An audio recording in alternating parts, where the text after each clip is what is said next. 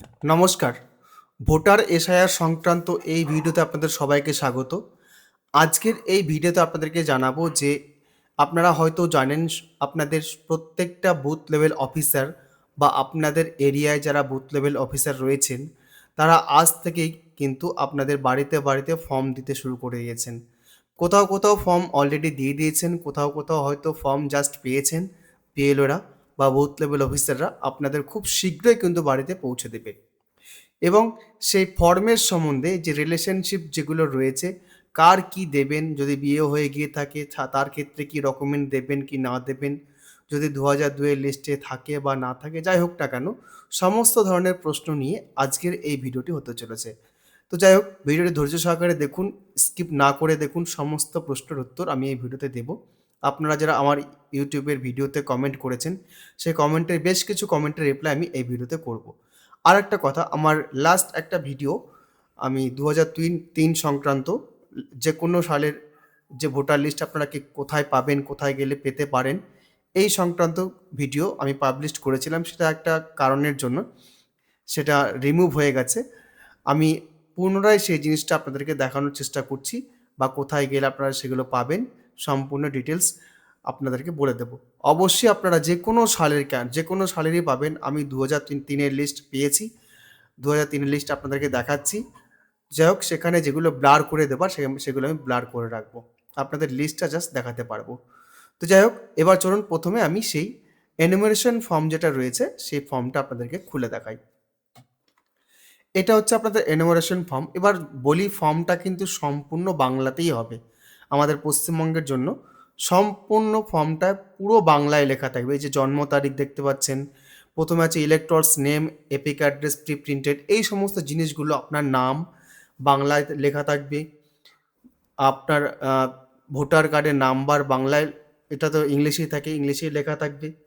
তারপর serial number, part number, এগুলো সবই কিন্তু বাংলা বা ইংলিশে দুটোই লেখা থাকতে পারে। এগুলো সব প্রিন্টেড থাকবে। আর সবচেয়ে উপরে এই যে নেম অ্যান্ড কনট্যাক্ট নাম্বার দেখতে পাচ্ছেন, এখানেও কিন্তু আপনার বিএলওর বা বুথ লেভেল অফিসারের নাম কিন্তু সম্পূর্ণ বাংলাতে লেখা থাকবে, মোবাইল নাম্বারটাও দেওয়া থাকবে। এখানে একটা কিউআর কোড দেওয়া থাকবে। এখানে আপনার লাস্ট যে আপনার ভোটার কার্ডে প্রিন্টেড, অর্থাৎ যেটা অলরেডি আপনার ভোটার কার্ডের ছবি আছে, আপনি চেঞ্জেস করেননি, সেটাই কিন্তু এখানে কিন্তু ইনপুট করা থাকবে। আর তার পাশে এই যে এই জায়গাটায় যেখানে বলা আছে paste your current photo, recent ৩ মাসের ফটো আপনাকে এখানে পেস্ট করতে হবে।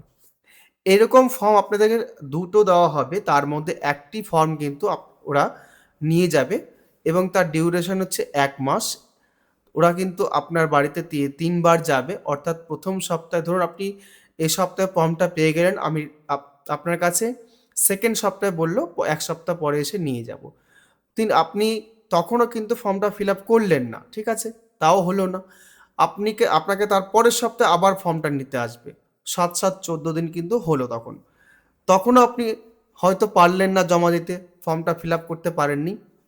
থার্ড টার্ম আপনার কাছে আবার যাবে। ৩ সপ্তাহ, ৩ সপ্তাহ ২১ দিন কিন্তু হয়ে গেল। ৩ বার কিন্তু তারা যাবে এই একটা মাসের মধ্যে। এবার এই যে পা এবার এখানে এই কথাটা বলি যে, আপনি যে ছবিটা দেবেন অবশ্যই ৩ মাসের মধ্যেকার ছবিটা দেবেন। রিসেন্ট পাসপোর্ট সাইজ ছবি দেবেন।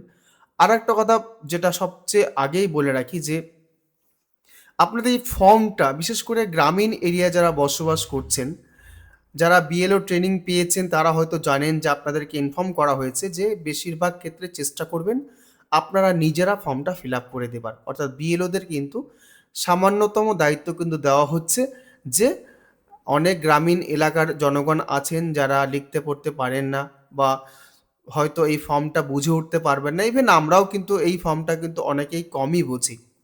তো যারা বুঝতে পারবেন না তারা কিন্তু নিজেরা কখনোই ফিল আপ করতে যাবেন না। ২ টো ফর্ম দেবে আপনাদেরকে, তার মধ্যে একটা ফর্ম তারা নিয়ে চলে যাবে, আরেকটা ফর্ম আপনার কাছে অ্যাকনলেজমেন্ট স্লিপ হিসেবে রেখে দেবে বা আপনি রেখে দিতে পারেন সেটা। তো যাই হোক, সেই ফর্ম আপনারা যদি ফিল আপ করতে না পারেন, কোনো অসুবিধে নেই। প্রত্যেকটা বিএলওকে ইনস্ট্রাকশন দেওয়া আছে হায়ার লেভেল থেকে যে আপনারা কিন্তু বাড়ি, বাড়ি গিয়ে যদি কোনো অর্থাৎ যদি কেউ ফর্ম ফিল আপ করতে না পারেন, আপনারা কিন্তু অবশ্যই তাকে হেল্প করবেন এবং নিজে ফর্মটি ফিল আপ করবেন। এটা কিন্তু প্রত্যেকটা বিএলওকে ইনস্ট্রাকশন দেওয়া হয়েছে। তো আপনারা যদি না পারেন অবশ্যই আপনাদের বিএলও যখন আসবে তাদের দিয়ে ফর্মটা ফিল আপ করিয়ে নিন। অবশ্যই তারা আপনাদের হেল্প করবে বা ফর্মটা ফিল আপ করে দেবে। তো এবার চলে আসি এই যে এই সমস্ত ডিটেইলগুলোর যেগুলো রয়েছে, আপনার নিচের দিকে এই সমস্ত এই পার্টগুলো যেগুলো রয়েছে, এই পার্টগুলো একটু বোঝাই আপনাদেরকে যে যদিও আপনাদের বিএলও হেল্প করবে তবু বোঝাই আপনাদেরকে। উপরে তো এগুলো সব প্রিন্টেড থাকছে। ডেট অফ বার্থ এই জিনিসগুলো কিন্তু সম্পূর্ণ আপনি বাংলাতেও লিখতে পারেন, ইংরেজিতেও লিখতে পারেন। আপনার ইচ্ছা মাফিক বা বিএলও যেটা করবে সেটা কিন্তু করতে পারেন। এবার এখানে জন্ম তারিখ দেবেন। ভোটার যেটা ভোটারে আপনার জন্ম তারিখ যদি উল্লেখ করা থাকে সেটাই যে সঠিক মেনে আপনি সেটাই দেবেন এর কোনো মানে নেই। আপনি যেটাকে সঠিক মনে করছেন সেটা কিন্তু উল্লেখ করতে পারেন এখানে। জন্ম তারিখটাকে ওরা কিন্তু এতটা ভাইটাল পয়েন্ট হিসেবে দেখছে না। ওরা যেটা পয়েন্ট হিসেবে দেখছে সেটা হচ্ছে ম্যাপিং ২০০২ এর সঙ্গে লিঙ্কড, এটা কিন্তু সবচেয়ে ভাইটাল আকারে দেখছে প্রাথমিক পর্যায়ে। আপনার কোথায় সেই লিঙ্কটা রয়েছে সেটা কিন্তু মেইনলি দেখছে। জন্ম তারিখ, নাম-টাম, হ্যান-ত্যান, নামের স্পেলিং মিস্টেক এগুলো কিছুই কিন্তু দেখছে না। আপনাকে দেখছে এগুলো জন্ম তারিখ আপনার ২০০২ এর সঙ্গে ম্যাপিং কোথায় হচ্ছে, লিঙ্কটা কোথায় হচ্ছে। আপনি এখানে জন্ম তারিখ আপনার মতো করে দিয়ে দিলেন বা বিএলওকে বলে দিলেন এটা আপনার জন্ম তারিখ। তার জন্য তার সাপেক্ষে কিন্তু আপনাকে ডকুমেন্টারি কিছু প্রোভাইড করতে হবে না। এবার আসছি, তারপর হচ্ছে আধার নাম্বার। এই যে আধার নাম্বার দেখতে পাচ্ছেন, এই আধার নাম্বার আপনি চাইলে দিতে পারেন, না চাইলে দেবার কোনো দরকার নেই। এখানে দেখুন অপশনাল কথাটা লেখা আছে। এই যে এই জায়গাতে অপশনাল কথাটা কিন্তু লেখা আছে। আপনারা চাইলে দেবেন, না চাইলে কিন্তু দেবার দরকার নেই। তারপর হচ্ছে মোবাইল নাম্বার। মোবাইল নাম্বার আপনি দিয়ে দেবেন, অবশ্যই মোবাইল নাম্বার দেবেন না, কারণ এসআইআর কমপ্লিট হওয়ার পরে কিন্তু আপনাকে কিন্তু ইলেকশন কমিশন অফ ইন্ডিয়ার তরফ থেকে কিন্তু একটা ইনফরমেশন দিতে পারে যে আপনার এসআইআরটা কমপ্লিট হয়ে গেছে। তারপর হচ্ছে ফাদার বা গার্জিয়ান নেম। বর্তমানে আপনার ওই যে ভোটার কার্ডটি রয়েছে সেই ভোটার কার্ডে আপনার বাবার নাম রয়েছে নাকি আপনার মায়ের নাম রয়েছে বা যেই হোক না কেন লিগ্যাল গার্জিয়ান যদি কেউ থাকেন তার নাম যদি থেকে থাকে অবশ্যই তার নামটি এখানে বাংলায় বা ইংলিশে লিখতে পারেন, যদিও বিএলও সেটা লিখে দেবে। তারপর হচ্ছে তার ভোটার কার্ডের নাম্বার যদি আপনার জানা থাকে তো লিখুন এই জায়গাতে, এই পার্টটাতে। যদি তার ভোটার কার্ডের নাম্বার জানেন তো লিখুন, অসুবিধা নেই, না জানলে কিছু লেখার দরকার নেই, ছেড়ে দেবেন। তারপর হচ্ছে মায়ের নাম লিখুন, এখানে মায়ের নাম লেখাটা ম্যান্ডেটরি। তারপর হচ্ছে মায়ের এপিক নাম্বার, ভোটার কার্ডের নাম্বার যদি জানা থাকে তো লিখুন, না থাকলে লেখার দরকার নেই। তারপর যে স্বামী বা স্ত্রীর নাম, অর্থাৎ আপনি যদি বিবাহিত হন, যদি ছেলে হন স্ত্রীর নাম লিখুন, যদি মেয়ে হন স্বামীর নাম লিখুন, আর যদি অবিবাহিত হন তাহলে এখানে গ্যাপ রেখে দেবেন বা নট অ্যাপ্লিকেবল লিখে দেবেন। এখানে কিন্তু আপনাকে কিছু করার প্রয়োজন নেই অবিবাহিত হলে, যদিও সেটা বিএলও করে দেবেন। তারপর হচ্ছে আপনার স্বামী বা স্ত্রী যদি ভোট থাকে সেক্ষেত্রে সেই ভোটার নাম্বারটা এখানে ইনপুট করতে পারেন। এই হচ্ছে উপরের পার্টটা। এবার আসে এই যে এই পার্টটা হচ্ছে মেইন পার্ট আপনার। সম্পূর্ণ ডিটেলস কিন্তু এখানেই লুকিয়ে আছে। এটা হচ্ছে মেইন পার্ট। তো এই পার্টটা এই যে আপনারা দেখতে পাচ্ছেন, এই যে এই সাইডটা কিন্তু আপনার ভাইটাল পার্ট হতে চলেছে। তার সঙ্গে এই পার্টটাও কিন্তু ভাইটাল পার্ট হতে চলেছে। কেমন ভাইটাল? যদি আপনার নাম, নিজের নাম যদি এই ভোটার তালিকায় ২০০২ এর ভোটার তালিকায় এখানে থাকে, তাহলে কি করবেন? যদি ২০০২ এর লিস্টে থাকে সেক্ষেত্রে আপনাকে কিন্তু এই পার্টটা ফিল আপ করতে হবে না। এই পার্টটা ফিল আপ আপনি করবেন না। আপনার কিন্তু এটা কলম দিয়ে কেটে দিতে পারেন, একটা দাগ দিয়ে কেটে দিতে পারেন, দরকার নেই এটা। যদিও এটা বিএলও করে দেবে। আর যদি ২০০২ এর লিস্টে নাম না থাকে তাহলে কিন্তু এইটা আপনার কেটে যাবে। সেটাও বিএলও কিন্তু করে দেবে। এই পার্টটা আপনার কিন্তু ঠিক হয়ে যাবে। এই জায়গাটা। এই জায়গাটা আপনাকে পার্ট করতে হবে। প্রথম আপনাকে দেখাই এই জিনিসটা কি করে আপনারা ফিল আপ করবেন। তো ২০০২ এর লিস্টে যেহেতু নাম আছে আপনার, এখানে আপনার নামটা লিখুন। এই জায়গাতে আপনার নাম লিখুন। বাংলায় লিখতে পারেন, ইংরেজিতে লিখতে পারেন, কোনো অসুবিধা নেই। ভোটার নম্বর, আপনার উপরে যে ভোটার নাম্বার আপনি ইনপুট করলেন সেই একই যে ভোটার নম্বর হবে নাও হতে পারে।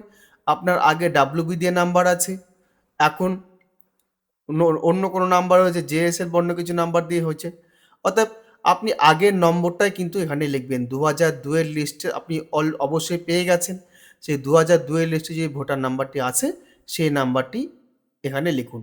এবার যদি সেই নাম্বারটা না পান, অনেকের দেখবেন সেখানে কিন্তু ভোটার নাম্বারটা উল্লেখ করা নেই, তো আপনার লেখার দরকার নেই। যেহেতু ২০০২ লিস্টে আছে সেই নামটা এপিক নামটা লিখে দিন, তাইলে হবে।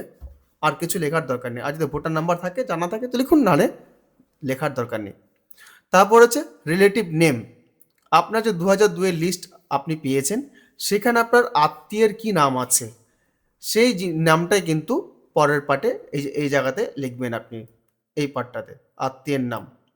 তারপর হচ্ছে রিলেশনশিপ, সম্পর্ক কি আছে, সেখানে দেখতে পাবেন সম্পর্ক কি আছে আপনার।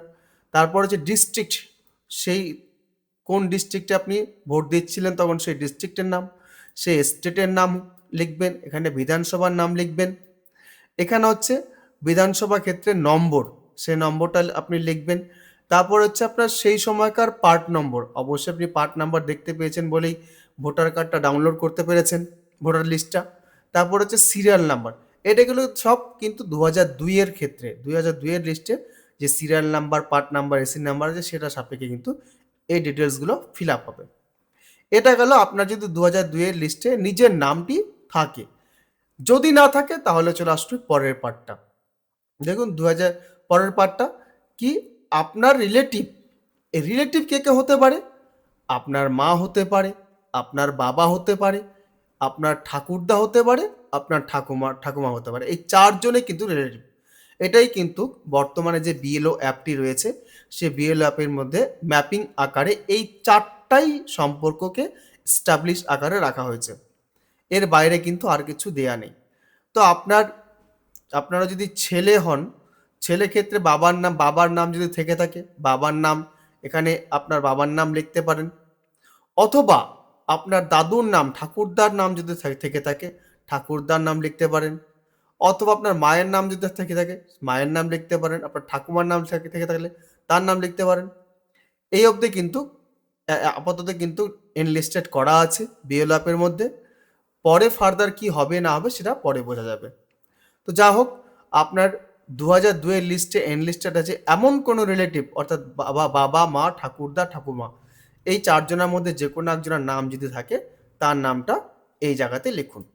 সে বাংলায় লিখতে পারেন বা ইংরেজিতে লিখতে পারেন, বা সেখানে যে আকারে লেখা আছে সেটাই লিখুন। যদি ভোটার কার্ডের নাম্বার সেখানে উল্লেখ করা থাকে, সেটা এখানে লিখুন। তারপর সম্পর্ক কী আছে সেটা লিখুন। সেই যে 2002 এর ভোটার লিস্ট, সেখানে কী সম্পর্ক আছে সেটা লিখুন। সরি, আত্মীয়ের নাম লিখতে হবে। সেই যে আত্মীয়, আপনি যার নাম এখানে লিখলেন, তার যে রিলেটিভ, অর্থাৎ আপনার যদি বাবার নাম লেখেন, তার বাবার নাম লিখতে হবে। আপনি যদি ঠাকুরদার নাম লেখেন, তার বাবার নাম লিখতে হবে এই জায়গাতে, রিলেটিভ নেম। তারপরে সম্পর্কটা কী ছিল সেই সময়ের, সম্পর্কটা লিখুন। জেলার নাম, সে তখন জেলা আলাদা হতে পারে, রাজ্য আলাদা হতে পারে। এই সমস্ত ক্ষেত্রে মানে অন্য স্টেটও হতে পারে, কিন্তু কেউ আছে বিহারে, বিহার থেকে হতে পারে। সেই রাজ্যের নাম এখানে লিখবেন, জেলার নাম লিখবেন, বিধানসভার নাম লিখবেন। এই যে এখানে বিধানসভা ক্ষেত্রের নাম্বার, এই নাম্বারটা এখানে লিখতে পারেন। তারপর পার্ট নাম্বার, ওই 2002 এর লিস্টের সাপেক্ষে কিন্তু যে ব্যক্তির আপনি নাম লিখলেন এখানে, তার সাপেক্ষে এই নাম্বারগুলো বসবে। এটা হচ্ছে এই ব্যাপারগুলো গেল। আর যদি বিবাহিত হয়, অর্থাৎ বিয়ে হয়ে এসছে আপনার বাড়িতে, সেক্ষেত্রে কি করবেন, তার যে বাবার বাড়ির অর্থাৎ বাবা মা, অর্থাৎ আপনার ক্ষেত্রে কিন্তু কিছু ঘটছে না। যদি যদি 2002 এর লিস্টে তার নাম না থাকে, তবে আপনার তার বাবার বাড়ির সাপেক্ষে সেই জিনিসটা প্রমাণিত হবে। অর্থাৎ বাবার ভোটার কার্ড যদি 2002 লিস্টে থাকে, ভোটার নাম, সেক্ষেত্রে হবে। মায়ের যদি থাকে তাও হবে। ঠাকুরদা, ঠাকুমা, সবার ক্ষেত্রে কিন্তু এই একটাই রিলেশন, কিন্তু এই চারটা রিলেশনে কিন্তু দেওয়া হয়েছে, বাবা, মা, ঠাকুরদা, ঠাকুমা। এই চারটা রিলেশনের উপর ভিত্তি করে কিন্তু এখন অবধি বিএলও অ্যাপটি রাখা হয়েছে, মানে লিঙ্কড রাখা হয়েছে। এবার চলে আসছি এই নিচের দিকে, আপনাদের একটা সই আছে। দেখুন এই জায়গাতে আপনাদের সই আছে বা টিপ সই আছে বা আঙুলের ছাপ আছে, এখানে আঙুলের ছাপ দেবেন। তারপরে নিচে আপনার বিএলও সই করবে। বিএলও সই করে একটা ফর্ম কিন্তু তারা নিয়ে যাবে, এটা ইসিআই নেট অ্যাপের মধ্যে আপলোড করার জন্য। আর একটা ফর্ম কিন্তু আপনাকে দিয়ে যাবে, ফর্ম সম্পূর্ণ ফিল আপ করে। ওরা যেটা ফিল আপ করেছে আপনাকে এক কপি দিয়ে যাবে, তারা এক কপি কিন্তু নিয়ে যাবে। এবার আসছি যে কোনো সালের ভোটার লিস্ট আপনি কি করে পাবেন। আমি আপনাদের সামনে যে লিস্টটা রেখেছি, এটা হচ্ছে 2003 এর ভোটার লিস্ট, দেখতেই পাচ্ছেন আপনারা। পার্ট নাম্বার এবং নির্বাচক তালিকা এখানে লেখা আছে। এটা কিন্তু আমাকে সার্টিফাইড কপি দেওয়া হয়েছে, আমি সার্টিফাইড কপি পেয়েছি। এই সার্টিফাইড কপি কী করে পেয়েছে আপনাকে সেটা বলে বোঝাই পার্ট এবং স্টেপ বাই স্টেপ বলে দিই। সেভাবে আপনারা যদি অ্যাপ্লাই করেন তাহলে কিন্তু আপনারা 2003 কেন সমস্ত লিস্টে আপনারা পেয়ে যাবেন। প্রথমত আপনার লাগবে পুরনো যে ভোটার কার্ডটি আছে সেই ভোটার কার্ডের কপি যদি থাকে সেই ভোটার কার্ডের কপিটি লাগবে। আর লাগবে আপনার 10 টাকা দুটো কোর্ট ফি, অর্থাৎ একটা আপনাকে রিটার্ন করে দেবে সার্টিফাইড কপির সঙ্গে, আর একটা তারা রেখে দেবে অ্যাপ্লিকেশনের সঙ্গে। আর যেটা আপনার লাগবে সেটা হচ্ছে যদি যে ভোটারের জন্য আপনি নিতে চাইছেন ইনফরমেশনটি, যদি উনি জীবিত থাকেন এবং বর্তমানে যদি তার ভোট থাকে তাহলে বর্তমান ইনফরমেশনটি লাগবে। সে ইনফরমেশন দিয়ে আপনারা প্রিন্ট আউট করে নিয়ে যাবেন।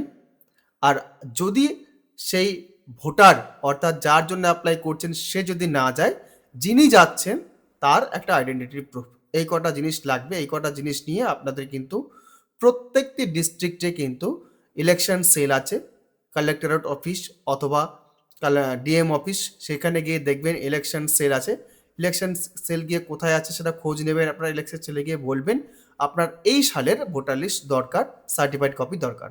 আপনাকে বলবে যে আপনি এই তথ্যগুলো দিন এবং একটা ফর্ম দেবে আপনাকে, তারা হয়তো নিজেরাই ফর্মটি ফিল আপ করে দেবে। ফিল আপ করে দিলে কিন্তু সেই ফর্মের আপনি সই করবেন, ডকুমেন্টগুলো দেবেন, আপনাকে জিজ্ঞাসা করবে যে আপনি যে সময়কার ভোটার লিস্ট চাইছেন, সার্টিফাইড কপি চাইছেন, সেই সময় সেই ব্যক্তি কোথায় ভোট দিতেন বা কোন ভোট কেন্দ্রে ভোট দিতেন। ভাইটাল একটা প্রশ্ন কিন্তু আপনাকে করবে যে সেই সময় সেই ব্যক্তি কোথায় ভোট দিতেন, এইটা একটা ভাইটাল প্রশ্ন করবে। আর প্রশ্ন করবে সেই ব্যক্তি এখন জীবিত আছে কি না, এই প্রশ্নটা করবে। আর একটা প্রশ্ন করতে পারে আপনি সেই ব্যক্তির কে হন, রিলেশনটা কি আছে, আর কি কারণে ভোটার এটা চাইছেন সেটা আপনার কাছে চাইতে পারে। তো যাই হোক, এই কয়েকটা প্রশ্নের সম্মুখীন আপনারা হবেন। সেক্ষেত্রে এই প্রশ্নগুলোর উত্তর আপনারা দিয়ে দিলে কিন্তু আপনাদের হয়তো সময় নেবে কিছুটা, হয়তো 10 থেকে 15 দিন সময় নিতে পারে, কিন্তু আপনাদের যে সালের দরকার, যে সময়কার দরকার, সেখানে সেই সময় সেই ডিস্ট্রিক্টে যদি ভোট হয়ে থাকে অবশ্যই আপনি সেই ডিটেলসটি পেয়ে যাবেন এবং সঠিক তথ্যটি যদি আপনি দিয়ে থাকেন। আপনাকে অবশ্যই কিন্তু সেই তথ্যটা দিতে হবে যে সেই সময় যে সালের আপনি ভোটার লিস্ট সার্টিফাইড কপিটা চাইছেন সেই সালে সেই ব্যক্তি কোন ভোট কেন্দ্রে ভোট দিতেন। এটা কিন্তু ভাইটাল প্রশ্ন, আপনাকে সেটা জেনে নিয়ে তারপর সেখানে যেতে হবে। তো যাই হোক, এই পদ্ধতি আপনারা অবলম্বন করুন, যে কোনো সালের ভোটার লিস্ট আপনারা পেয়ে যাবেন। 2003, 1999, 2000, 2001, তারপর 1998, 1900, মানে প্রত্যেকটা ডিস্ট্রিক্টে এগুলো স্টোর থাকে, আপনারা চাইলেই পেয়ে যেতে পারেন। যাই হোক, ভিডিও আর দীর্ঘায়িত করছি না। ভিডিওটি যদি আপনাদের কাজে লাগে অবশ্যই একটি লাইক করবেন এবং হাইপ করবেন। চ্যানেলে যদি প্রথমবার হয়ে থাকেন অবশ্যই চ্যানেলটি সাবস্ক্রাইব করবেন। অন্যদের জন্য অবশ্যই চ্যানেলটি শেয়ার করবেন বা ভিডিওটি শেয়ার করবেন। ধন্যবাদ।